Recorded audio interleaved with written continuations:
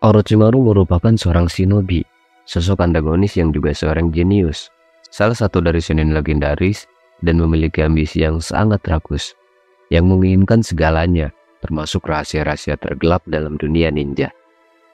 Dia adalah seseorang yang mempercayai bahwa ninja atau shinobi mengacu kepada mereka yang bisa menggunakan ninjutsu. Menurutnya, kemampuan shinobi itu tentang bisa menggunakan dan menguasai semua jutsu di dunia. Kali ini kita akan membahas karakter yang mungkin menjadi salah satu yang paling kompleks dalam serial Naruto.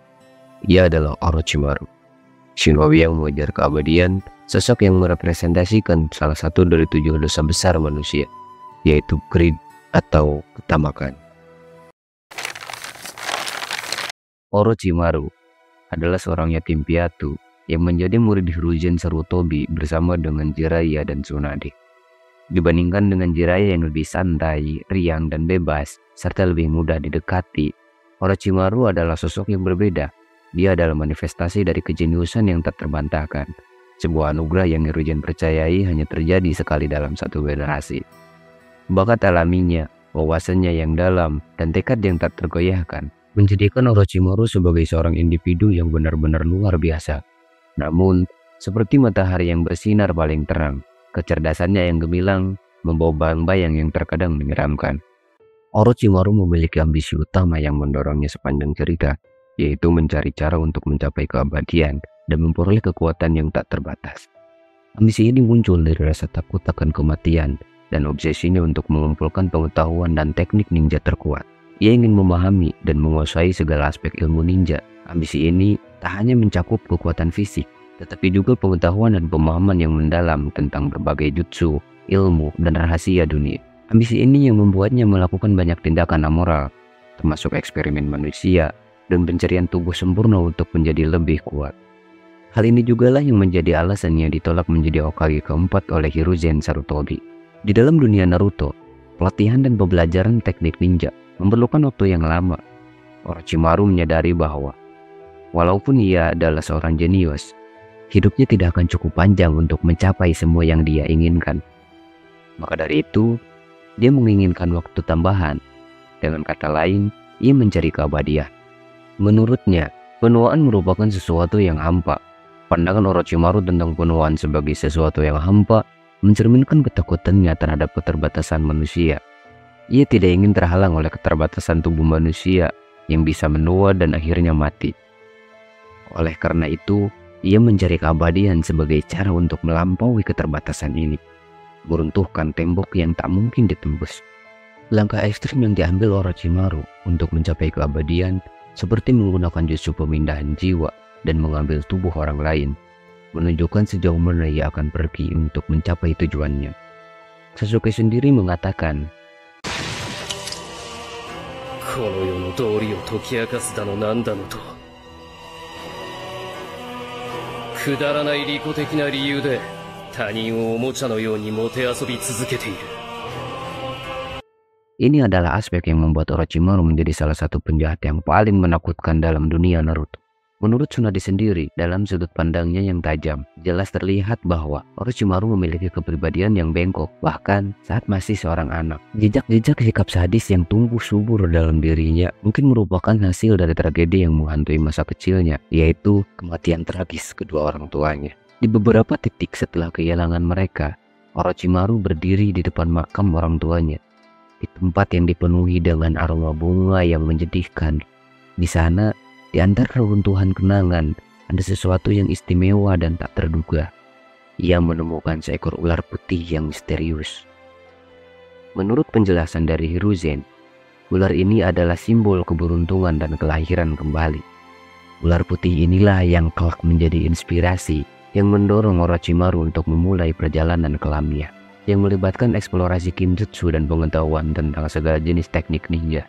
Namun, Jiraiya yang juga mengamati perubahan Orochimaru punya teori yang berbeda. Baginya, jalan yang dipilih oleh Orochimaru yang penuh dengan eksperimen gelap dan pencarian kekuatan mungkin adalah upaya untuk melupakan kenangan yang menyakitkan tentang kehilangan orang tua dan menguburkan rasa sakit yang terus menghantuinya.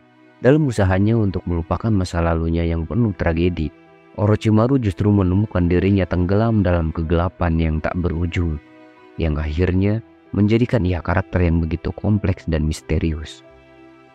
Orochimaru adalah contoh dari seorang manipulator ulung yang tahu bagaimana memanipulasi emosi dan keinginan seseorang untuk mencapai tujuannya sendiri. Ia adalah karakter yang menantang dan misterius, yang selalu menjadi ancaman di balik layar. Dia bisa memahami karakter Sasuke yang dipenuhi dendam dan keinginannya untuk mencapai kekuatan yang lebih besar. Ia adalah seorang pemikir yang ulung, yang tahu bagaimana memanfaatkan kelemahan dan keinginan Sasuke untuk mengambil alih kendali. Dengan cara yang licik dan memikat, Orochimaru merayu Sasuke, menjanjikannya kekuatan yang tak terbayangkan. Ia tahu betul bahwa Sasuke akan melakukan apa saja untuk mencapai tujuannya, bahkan jika itu berarti masuk ke dalam genggamannya yang keji. Orochimaru, sosok yang bergerak dalam kegelapan dan mengelilingi dirinya dengan pengikut setia, telah memahami seni memenangkan kesetiaan mutlak. Bagi mereka yang haus akan kekuatan dan balas dendam, ia bisa menjadi seorang penyelamat, seorang yang menjanjikan jalan keluar. Orochimaru bisa sangat dingin dan tak berperasaan. Ia bahkan menganggap orang-orang di sekitarnya sebagai pion belaka yang bisa dibuang kapan saja. Hal ini telah ia tunjukkan berkali-kali, dan sudah tak terhitung berapa banyak bawahannya yang mati akibat perintah darinya itu. Sebagai manipulator ulung, dia bisa melihat kelemahan dalam hubungan antara Sasuke dan Naruto.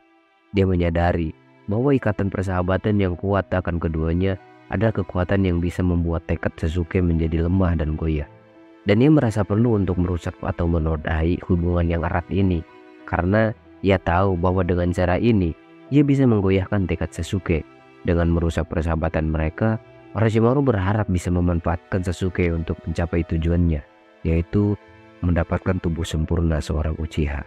Bukti dari kecerdikan dan kelicikannya juga terlihat dari bagaimana ia menggunakan jutsu terlarang Edo Tensei untuk membangkitkan Hokage pertama dan kedua dalam pertarungannya dengan Sarutobi.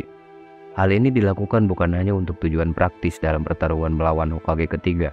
Lebih dari itu, ini mungkin juga dilakukan untuk merusak psikologis Hokage ketiga, Sarutobi. Edo Tensei adalah jutsu yang sangat terlarang, yang memungkinkan pengguna untuk membangkitkan kembali orang-orang yang telah meninggal, mengendalikan mereka, dan memaksa kehendak mereka.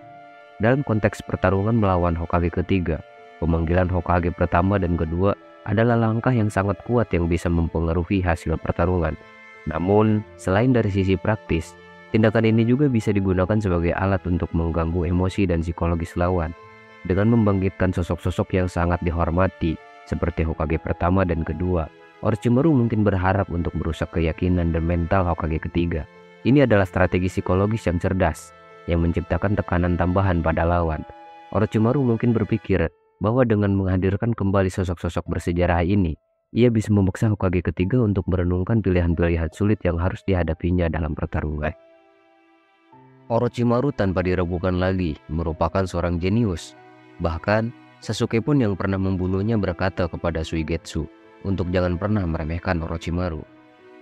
Saat bertemu dengan Nagato, Konan, dan Yahiko, Orochimaru berpikir akan lebih baik kalau mereka dibunuh saja. Dalam pandangannya, hidup dalam penderitaan lebih lama merupakan sesuatu yang lebih buruk daripada kematian. Ia mungkin merasa bahwa dengan membunuh mereka, ia akan mengakhiri penderitaan mereka, dan pada saat yang sama menghindari risiko mereka menjadi ancaman di masa depan nanti. Tetapi di antara banyaknya kelebihan atau kekurangan yang dimiliki Orochimaru, ada satu aspek yang menjadi kelemahan terbesarnya, yaitu kesombongan. Dia benar-benar percaya bahwa dirinya abadi, yang membuat ia menyerang musuh kuat secara sembarangan, seperti ketika dia melawan mantan gurunya, Sarutobi. Orochimaru harus merelakan kedua lengannya menjadi lumpuh dikarenakan dia terlalu bermain-main, terlalu berambisi membuat lawannya menderita. Atau saat ia menyerang Uchiha Itachi, yang dimana berujung pada kekalahan telak dikarenakan ia melewatkan informasi penting tentang kekuatan Itachi yang sebenarnya. Dan dalam episode ke-79, Orochimaru memang diperlihatkan memiliki tekad untuk menghancurkan desa Konoha. Namun, ia membuat kesalahan fatal dengan meremehkan kekuatan dan tekad para shinobi mereka. Shinobi Konoha memiliki mentalitas yang sangat berbeda. Mereka siap untuk mempertaruhkan nyawa mereka dalam mempertahankan desa. Tidak seperti Orochimaru yang tanpa ragu mengorbankan bahkan anak buahnya sendiri jika itu dapat memperlancar rencananya. Mentalitas rela berkorban adalah salah satu hal yang tak dimiliki oleh Orochimaru. Ia tidak memiliki sesuatu yang ingin dilindungi dengan sepenuh hati. Obsesinya terhadap jutsu dan keinginannya untuk mencapai keabadian melalui tubuh orang lain membuatnya kehilangan rasa kemanusiaannya. Ia terlalu terpaku pada keinginannya dan ambisinya sendiri. Shinobi Konoha di sisi lain memiliki ikatan kuat dengan desa mereka, serta tekad untuk melindungi tempat yang mereka panggil sebagai rumah. Mereka siap untuk berkorban demi melindungi desa dan sesama shinobi mereka. Mentalitas ini adalah apa yang membuat mereka begitu kuat dan tak tergoyahkan.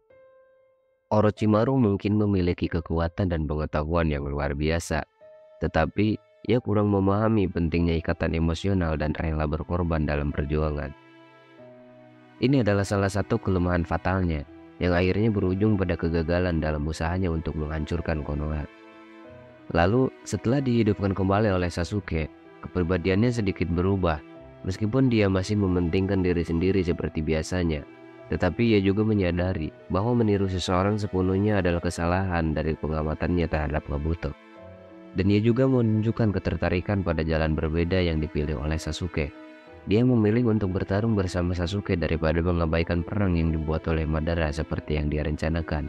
Ini adalah tanda bahwa Orochimaru mulai membuka diri terhadap kemungkinan perubahan dan pertumbuhan.